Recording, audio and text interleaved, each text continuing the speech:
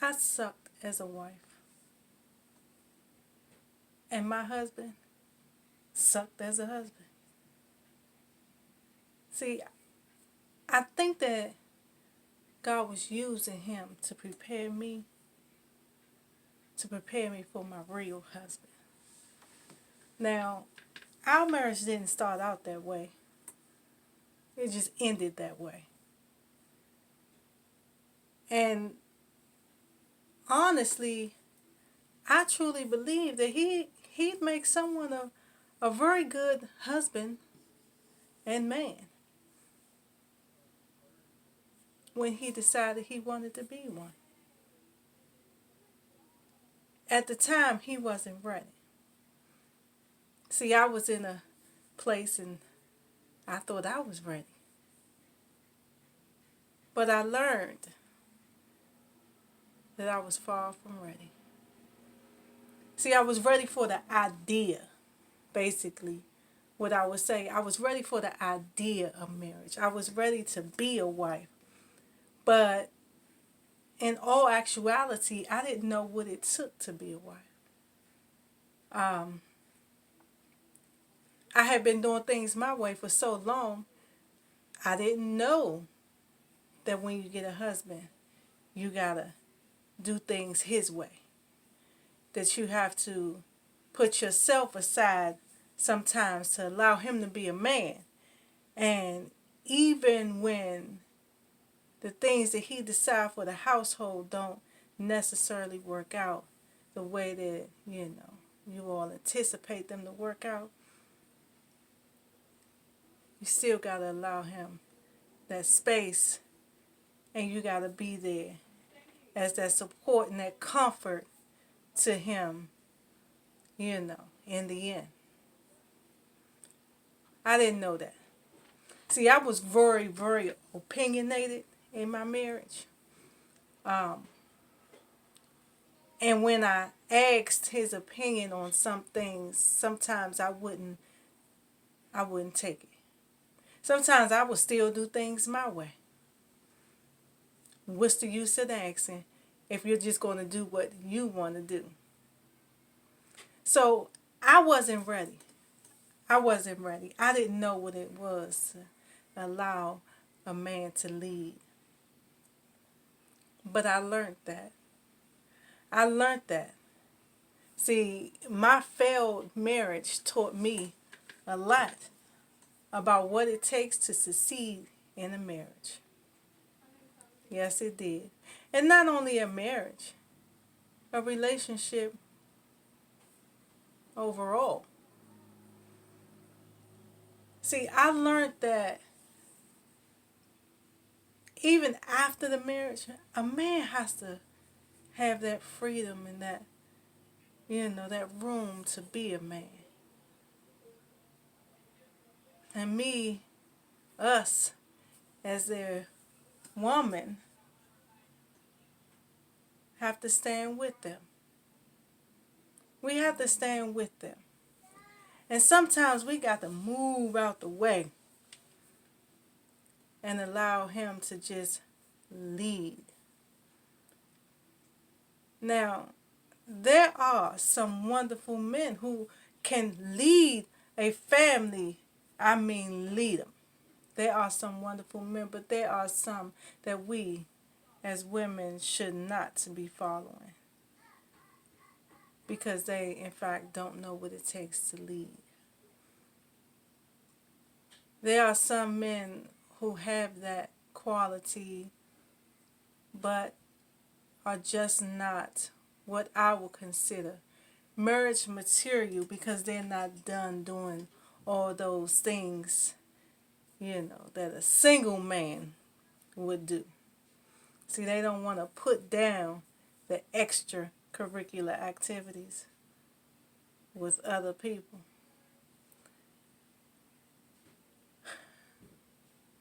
You're going to learn a lot in life. I've learned a whole lot in my life. And I'm still learning. I'm still learning. What I've done is open myself up to the learning experience. I not only remember things that I did in the past and how they went drastically wrong, I listen to other people and their stories and how things work or did not work for them. And I learn from that so that I will not make the same mistakes, because it's very, very important.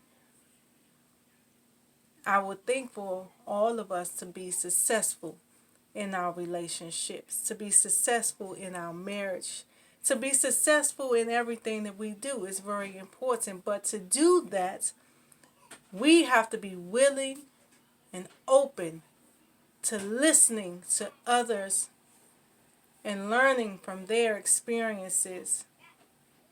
It may not necessarily be our experience, it doesn't matter. But use that experience as a tool to learn.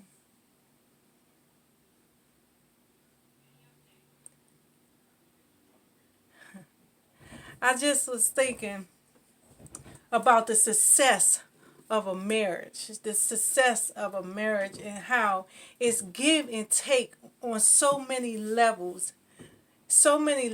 But even with the give and take, there's a foundation, there's a structure that marriage is set on, and that structure basically is, in my opinion, the old school structure, whereas the man leads.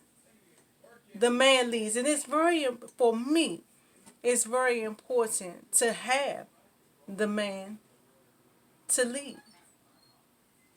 It most certainly is. We don't want to take away his rights the same way we as women have rights. Our husband have rights over us.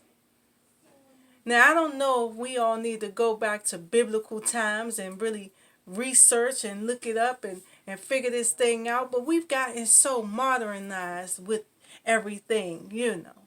Women want to be so liberated, even in their marriage. To me, it doesn't mix. To me, it doesn't mix. You cannot be totally liberated and in a marriage. You cannot run everything and be in a marriage. Because, see, the marriage is about the compromise. And if there is no compromise, then in my opinion, there is no marriage. What are we doing here? And a lot of us don't want to compromise. It's the reality. It's the reality. You know, we're getting so close to Valentine's Day.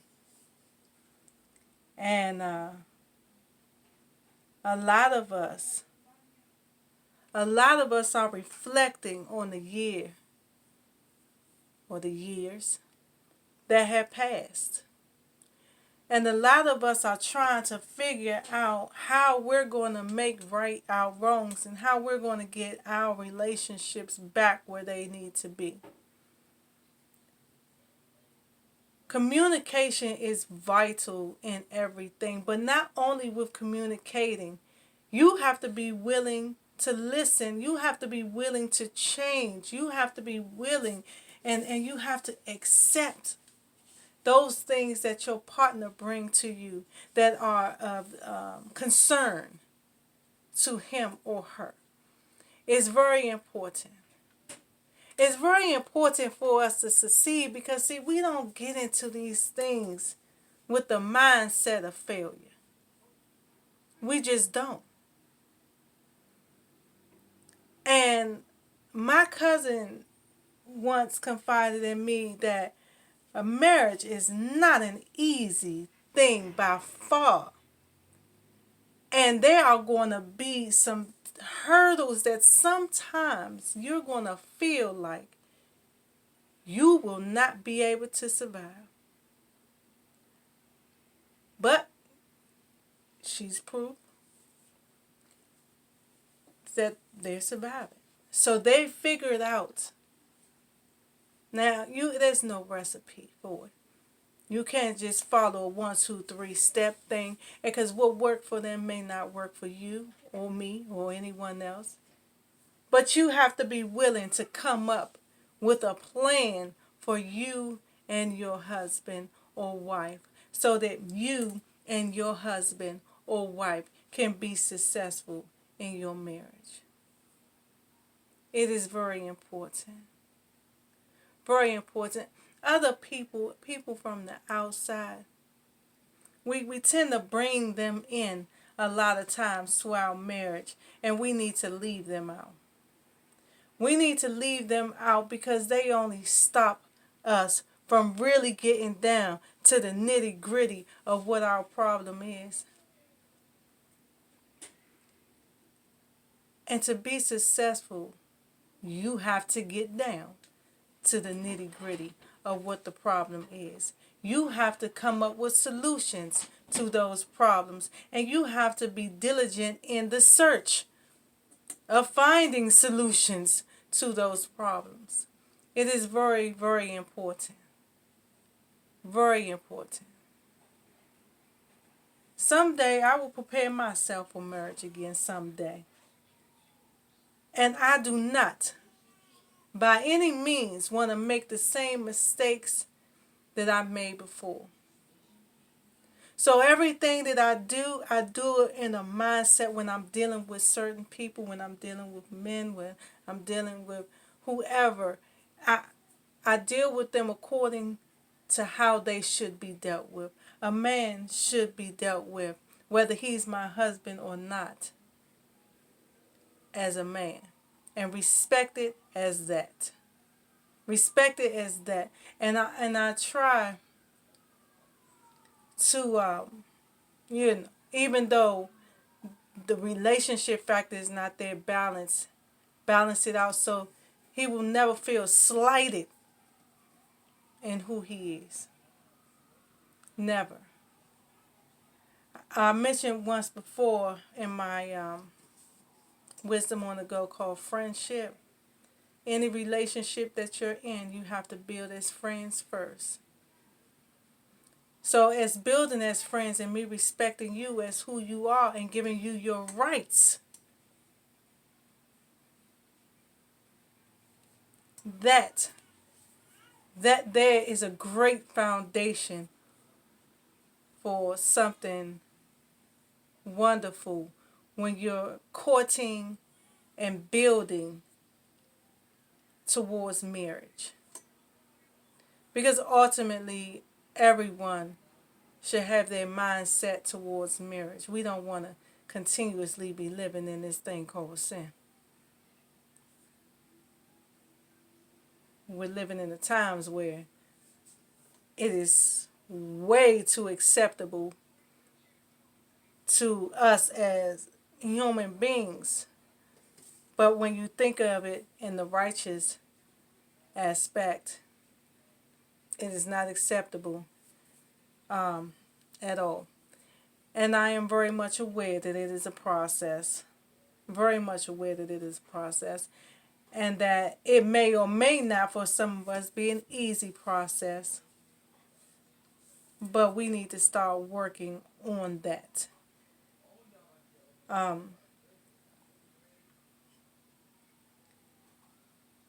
Yeah, this thing with marriage, I was on my van the other day, and I just started thinking about, when am I really going to start preparing myself for marriage? And so I started thinking, asking myself, am I prepared? I think in a lot of ways I am prepared, but there are still ways in which I am not. I am not. There are still things that I need to work on within myself so that I can be able to give my husband his whole rights over me. His whole rights over me. I don't want him in any way, at any time, to feel slighted at all. Then there's a thing where it's me opening myself up and making myself, more transparent with people so that when I meet someone, I can show him all of me. I can give him all of me, to enable him to, be able to make a sound decision on whether or not I would be a good candidate for marriage, a good wife for him. I'm not biased at all. I would never go into a situation knowingly and have someone thinking that things are one way when they're really not. That's just not how I'm built. That's just not how I'm built. So I'm truthful with myself when I ask myself these certain questions like, are you really ready for marriage? There's a part of me that still says no. There's a part of me that still says no. And it's going to take some working on. And I'm not really sure how to fix it. I'm really not sure how to fix it. I'm not sure if it's a process that will basically, after some time, just change. There's a major, major issue with me with trust. And there's no way that I can be what I need to be for my husband, or he will ever be what I need him to be for me, or what he needs to be for me, if the trust is always going to be an issue. And that's my reality. Because when I put down my guard so many other times before, trust was betrayed. And so now I realize that it's hard for me to do that. That always in the back of my mind, I'm just waiting for somebody to do something off the wall. Is it fair? No, it's not fair. But it is my reality. It is very much my reality. We need to be sure before we get into situations, before we put other people into situations, that we're 100% about ourselves and how we feel and where we stand, so that we won't hurt people. So that we won't hurt people. Because there's a lot of people out here, dressing themselves up and painting this pretty picture about themselves, and then they invite other people into their circle, in their square, and you find out that was far from the truth. That was far from the truth. And once you get into a situation, it's not as easy to get out.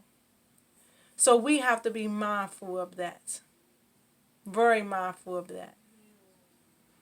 I accept responsibilities for the things that I did and that caused, my marriage or even relationships to end. I offer forgiveness to those who have done things against myself that caused the relationship or marriage to end. It just is what it is. Like I said in the beginning, I don't really think that he was ever the one for me. I think because I had asked for it, and this is what God will do for you, I had kept asking for it. He just said, okay, that's what you want. If that's what you want, there it is.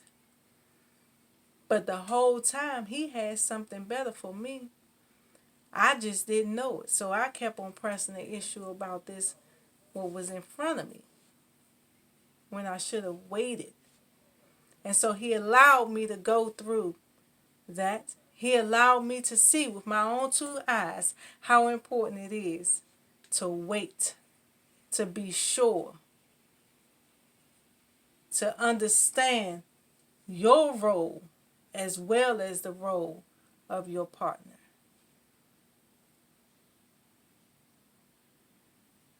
I believe that He allowed me to go through that so that I can see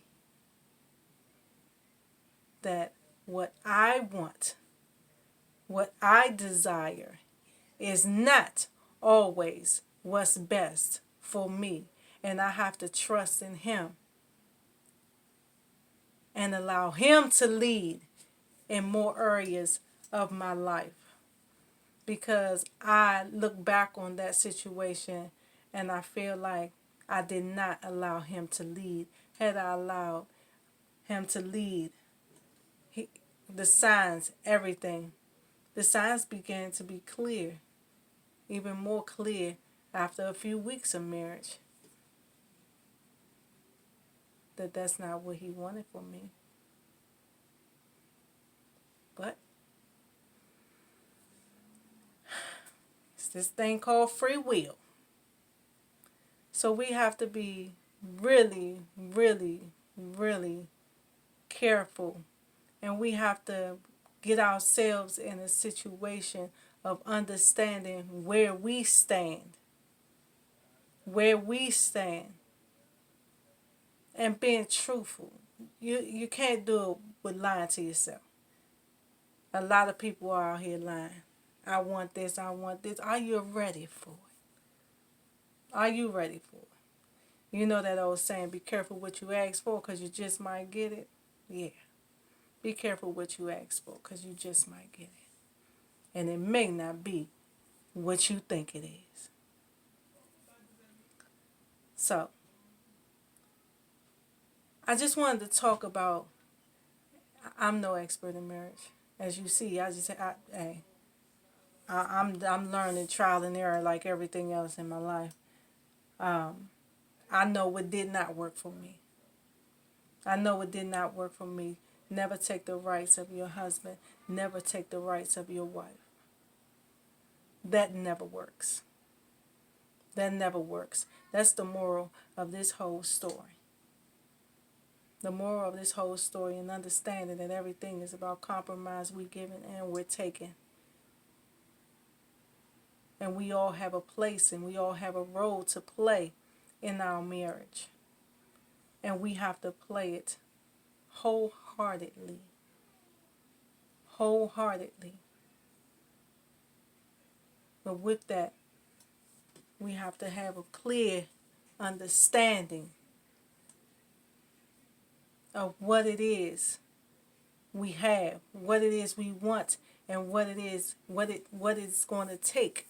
What it's going to take, not only to have it, but to maintain it. That is the key. Maintaining it. It very well may be easy to obtain it, but the work is going to show up when it comes to maintaining it. Are you ready? Are you ready? So we need to be realistic. We need to be realistic and ask ourselves some real questions before we start moving into directions and set ourselves up for failure. Okay? So, because I was thinking about that, I just felt like I would share it with you. That I would share it with you. Maybe it'll help someone to not make the same mistakes that I made.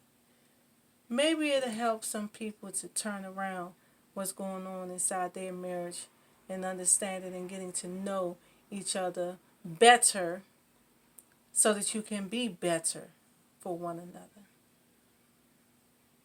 That's my hope. That's my goal. Okay? So you all take care. I will see you soon.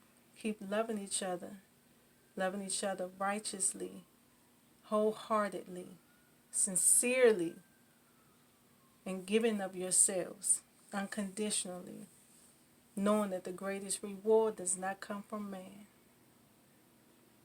Okay? MJK.